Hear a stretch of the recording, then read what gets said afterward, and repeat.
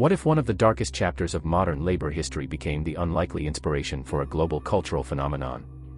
Imagine a world where survival isn't just a game but a desperate reality dictated by inequality and betrayal. This video unravels the haunting parallels between the 2009 Ssangyong Motor strike in South Korea and the themes of desperation, exploitation, and survival embedded in Squid Game. Join us as we explore the untold story of workers fighting for their lives, the hidden truths of economic power struggles, and how these events resonate in today's society. Stay with us to uncover secrets that reveal not just the past but the chilling reality of human desperation in the modern world. In the summer of 2009, a labor dispute at Ssangyong Motor spiraled into one of South Korea and #039's most grueling and violent strikes. Over 1,000 workers, fighting against mass layoffs, barricaded themselves inside a factory. The government responded with military-style force, tear gas, helicopters, and riot police. The mainstream narrative painted the workers as rebels, but beneath the surface lay a harrowing story of survival and systemic exploitation. As the strike dragged on for months, the workers faced starvation, exhaustion, and mounting desperation. Families were torn apart, and some even lost their lives. The parallels to Squid Game are eerie, individuals forced into extreme circumstances, gambling everything for a chance at survival. Yet, the Ssangyong strike was no game, it was real. The stakes were life and death, not just for those inside the factory but for the thousands of families whose livelihoods hung in the balance. Here's where the story deepens: the strike wasn't just about jobs. It exposed the dark underbelly of globalization and the unchecked power of corporations. Foreign investors pulled strings from afar, prioritizing profits over people. What secrets were hidden in the corporate boardrooms that led to such devastating consequences? Uncovering the 2009 Ssangyong Motor strike reveals a tapestry of resilience, betrayal, and systemic failures. The strike began with an announcement: Ssangyong Motor, under financial pressure, would lay off nearly 2,600 workers, over 30% of its workforce. For the workers, many of whom had dedicated decades to the company, this wasn't just a loss of employment, it was the destruction of their lives and families. In researching this story, we delved into first-hand accounts, workers' journals, media reports, and even police logs. Each fragment of information painted a vivid image of workers clinging to hope inside the factory, while outside, riot police and corporate executives debated their fate. Among the workers were figures like Kim Jin-ho, a father of three who became an unofficial leader during the strike. Kim wasn't a revolutionary, he was a quiet man who, like many others, simply wanted to provide for his family.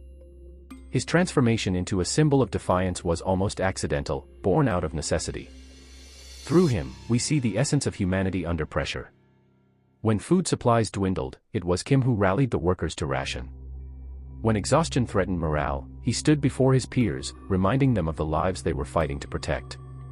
Yet even heroes have breaking points. In private moments, Kim admitted fears of failure and the unbearable guilt of seeing his children suffer. The factory became a fortress of resistance. Workers barricaded doors, erected makeshift shelters, and armed themselves with fire extinguishers and factory tools. Helicopters circled overhead, dropping tear gas canisters through broken windows. The air was thick with chemical fumes, forcing workers to wear damp cloths over their faces. Outside, their families gathered in protest, forming human chains and holding vigils. Mothers brought food, smuggling it through the lines of riot police. Children held signs that read, "Please don't take our daddies away." The world watched as news outlets broadcast images of fire and smoke billowing from the factory, turning it into a symbol of both defiance and despair. At the center of this chaos was the corporation's boardroom, where decisions were made by individuals far removed from the factory floor. Ssangyong was partially owned by Shanghai Automotive Industry Corporation, SAIC, a Chinese automaker. Critics accused SAIC of stripping Ssangyong of its intellectual property and abandoning it when profits dwindled. This wasn't just about a failing company, it was a snapshot of globalization's dark side. Foreign ownership had reduced the factory and its workers to disposable assets. Was this the inevitable outcome of unchecked capitalism, or could it have been prevented? The Ssangyong strike resonates today because it reflects the struggles of countless workers worldwide. Themes of exploitation and survival underpin movements like the Great Resignation, and ongoing debates about workers and #039 rights. Squid Game taps into these same fears. The fictional games pit desperate individuals against each other for a chance at financial salvation, much like the workers of Ssangyong were forced into a real-life survival scenario. This parallel raises uncomfortable questions. How different are we from the characters in Squid Game? How far would we go to protect our livelihoods and loved ones? The strike ended in a partial victory for the company, but at an immense human cost. Many workers were left unemployed, and several took their own lives, unable to cope with the aftermath. Yet, the strike's legacy endures, serving as both a cautionary tale and a call to action. This story isn't just about the past, it's a mirror held up to society, asking us to examine the systems we've built and whether they serve the many or the few. As Squid Game continues to spark conversations globally, it's worth remembering that its most chilling elements are rooted in the reality of stories like Ssangyong. The ghosts of Ssangyong's workers still haunt us, through their struggles, sacrifices, and the questions they left unanswered. What do you think their story says about the world we live in today? Share your thoughts below, and join us next time as we delve deeper into history's most unsettling truths. If a game of survival can captivate millions, what does it say about the world we live in? The Ssangyong strike is a sobering reminder that desperation isn't a story, it's a reality for many. What other truths might be lurking in the shadows of history, waiting to be uncovered?